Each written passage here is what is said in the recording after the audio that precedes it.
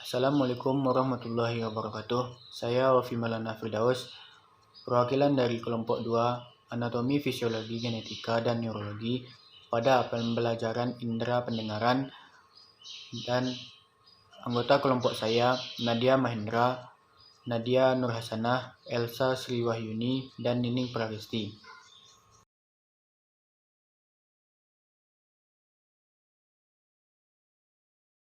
Assalamualaikum warahmatullahi wabarakatuh.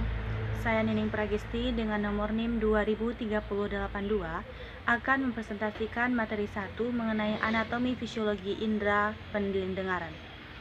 Seperti kita ketahui, anatomi fisiologi indera pendengaran ini adalah indera yang langsung berhubungan dengan telinga. Telinga merupakan alat untuk mendengar suara getaran dan memberikan kesan suara kepada kita. Suara yang diterima berupa dari udara, benda padat maupun benda cair. Antara getaran dengan telinga harus ada medium, yaitu udara. Struktur organ pendengaran ada dua jenis, yaitu struktur organ pendengaran perifer dan struktur organ pendengaran sentral. Struktur organ pendengaran perifer ini adalah struktur organ yang berada di luar otak, seperti telinga luar, telinga tengah, telinga dalam, maupun saraf koklealis. Berbeda dengan saraf struktur organ sentral. Struktur organ sentral ini adalah struktur yang berada di dalam otak, seperti nucleus cochlearis dan cerebri lobus temporalis. Proses pendengaran adalah proses yang cukup tidak sederhana. Namun, agar kita dapat mendengar suara, maka manusia harus mempunyai organ pendengaran dan sistem organ yang baik. Korteks cerebri ini membuat manusia mampu mendeteksi dan menginterpretasikan dari pengalaman auditori, sehingga indera pendengaran ini merupakan organ yang sangat penting bagi manusia. Sekian dari saya, selanjutnya akan dipresentasikan oleh pemateri 2. Sekian, terima kasih.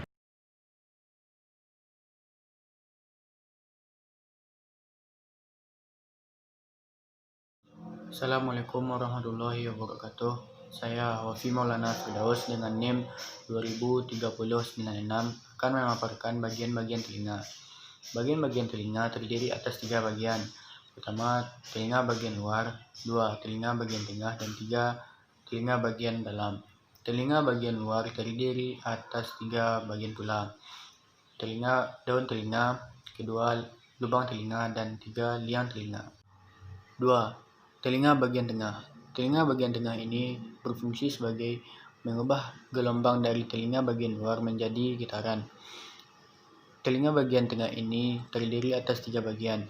Pertama, gendang telinga, kedua, 3 tulang pendengar, yang ketiga, saluran eukites. Yang ketiga, telinga bagian dalam.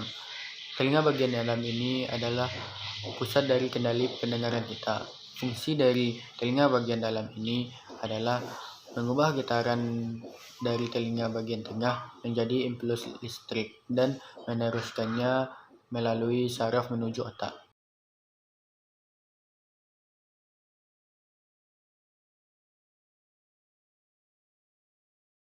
Assalamualaikum warahmatullahi wabarakatuh. Perkenalkan, nama saya Nadia Nurhasanah, NIM 203130. Baiklah, saya akan melanjutkan materi tentang saraf pendengaran dan fungsinya. Saraf pendengaran adalah mengumpulkan semua data pendengaran yang diterima untuk kemudian dikirim lagi ke wilayah otak untuk diproses lebih lanjut. Saraf vestibulokoler itu saraf kranial ke-8 yang berperan dalam proses mendengar dan menjaga keseimbangan tubuh. Saraf pendengaran nervus auditorius terdiri dari 2 bagian. Salah satunya pengumpulan sensibilitas dari bagian vestibular rongga telinga dalam yang memiliki hubungan dengan keseimbangan serabut-serabut saraf ini. Bergerak menuju nukleus vestibularis yang berada pada titik pertemuan antara pons dan medula oblongata, kemudian bergerak menuju cerebellum. Bagian koklea pada saraf pendengaran adalah saraf sebenarnya. Serabut saraf mula-mula dipancarkan pada sebuah nukleus khusus yang berada tepat di belakang talamus.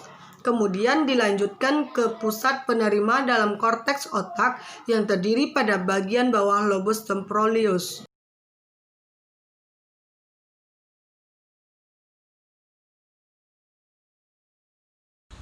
Perkenalkan, nama saya Elsia Surwahyuni dengan nomor NIM 203060. Baiklah, saya akan melanjutkan materi tentang proses pendengaran. Proses mendengar adalah proses yang tidak sederhana. Agar dapat mendengar, manusia harus memiliki organ pendengaran dan fungsi pendengaran yang baik. Sistem organ pendengaran dibagi menjadi dua, yaitu sistem perifer dan sentral. Pendengaran perifer dimulai dengan adanya sumber bunyi yang ditangkap auricula dan dilanjutkan ke saluran meatus dan acousticus externus, kemudian terjadi pada getaran pada membran timpani. Membran timpani yang memiliki hubungan dengan tulang pendengaran akan menggerakkan rangkaian tulang pendengaran yang terdiri dari malleus, incus, dan stapes yang menempel pada foramen oval. Gerakan stapes pada foramen oval akan menggerakkan cairan yang ada dalam organ koklear. Akibatnya terjadi potensial listrik mengakibatkan terjadinya perubahan energi mekanik menjadi energi listrik yang diteruskan oleh saraf auditori ke batang otak. Disinilah batas sistem organ pendengaran perifer dan sentral. Kemudian energi listrik dilanjutkan ke korteks terletak pada bagian gyrus temporalis superior.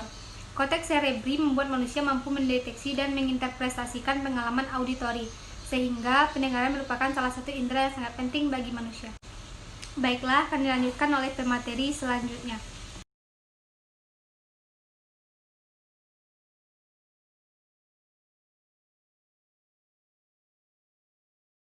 Baiklah, saya akan menjelaskan tentang gangguan-gangguan pada telinga.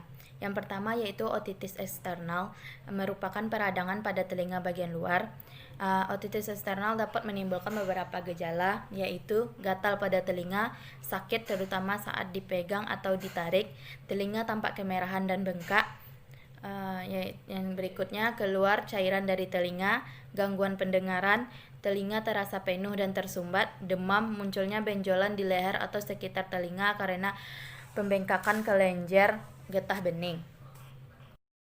Yang kedua yaitu otitis media. Otitis media merupakan gangguan pada telinga bagian tengah yang disebabkan oleh infeksi virus atau bakteri. Otitis media lebih sering dialami oleh anak-anak dibanding dengan orang dewasa. Gejala ini ditimbulkan oleh otitis media antara lain sakit telinga, gangguan pendengaran, demam, serta keluarnya cairan dari telinga yang berwarna kekuningan, kehijauan, atau kecoklatan, dan berbau busuk. Yang ketiga yaitu otitis interna. Otitis interna adalah infeksi dari telinga bagian dalam yang mengendalikan fungsi pendengaran dan menjaga keseimbangan tubuh. Gangguan pada telinga ini dapat terjadi akibat otitis media yang tidak diobati dan infeksi virus atau bakteri pada telinga. Gejala infeksi telinga bagian dalam meliputi vertigo, pusing, sulit berdiri atau duduk, mual, muntah, dan telinga berdengung, sakit telinga, dan kehilangan pendengaran. Yang keempat yaitu gendang telinga pecah. Gendang telinga atau membran timpani merupakan selaput tipis yang memisahkan seluruh telinga dan telinga bagian tengah. Jika terjadi gangguan pada telinga, gendang telinga bisa saja pecah. Beberapa hal yang menyebabkan gendang telinga pecah diantaranya 1. Infeksi telinga tengah atau otitis media yang parah dan tidak diobati. Yang kedua, telinga kemasukan benda asing. Yang ketiga, kebiasaan mengorek telinga terlalu dalam menggunakan benda tertentu seperti cotton bud atau tusuk gigi. Yang keempat, suara yang sangat keras seperti ledakan. Yang kelima, benturan atau cedera di bagian kepala atau telinga. Yang keenam, barotrauma atau perubahan tekanan udara secara mendadak, misalnya saat dalam pesawat atau menyelam. Gendang telinga pecah dapat menimbulkan gejala berupa sakit telinga, keluar cairan dari telinga, gangguan pendengaran, telinga berdenging, dan vertigo atau pusing dan berputar.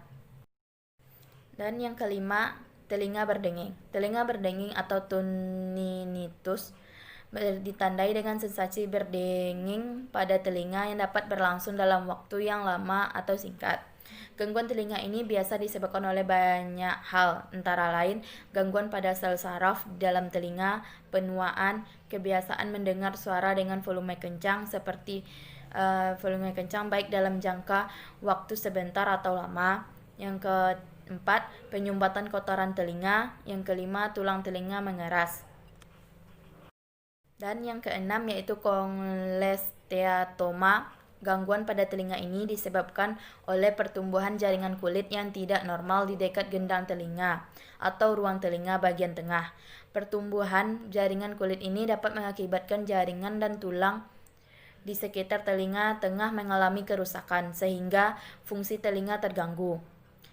Kolesteatoma dapat menimbulkan berbagai gejala seperti nyeri, telinga berbau, busuk, keluar cairan dari telinga yang terasa penuh dan tersumbat, gangguan pendengaran, serta lemahnya otot wajah di bagian sisi telinga yang terkena kolesteatoma.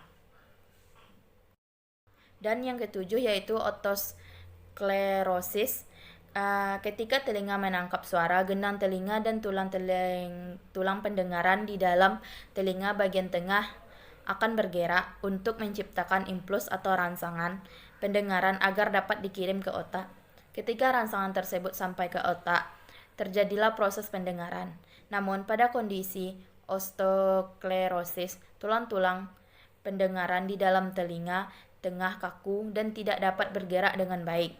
Gangguan pada telinga ini dapat membuat penderita sulit mendengar dan seiring mengalami telinga berdenging. Selain beberapa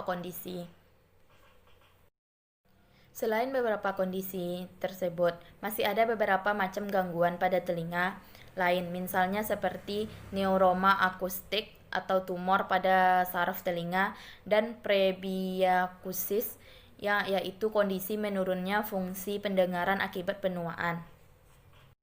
Penanganan untuk gangguan pada telinga. Segera pergi ke dokter spesialis THT untuk mendapatkan diagnosis dan pengobatan yang tepat. Untuk mendiagnosis jenis gangguan telinga yang Anda alami dan menentukan apa penyebabnya, dokter dapat melakukan pemeriksaan fisik pada telinga menggunakan otoskop dan melakukan pemeriksaan penunjang lain seperti tripanometri, tes pendengaran, serta CT scan atau MRI pada kepala dan telinga. Setelah penyebab gangguan pada telinga Anda dapat ketahui, dokter dapat memberikan penanganan berupa penyakit gangguan pada telinga, yaitu yang pertama yaitu memberikan obat-obatan, yang kedua operasi, dan yang ketiga penggunaan alat bantu dengar.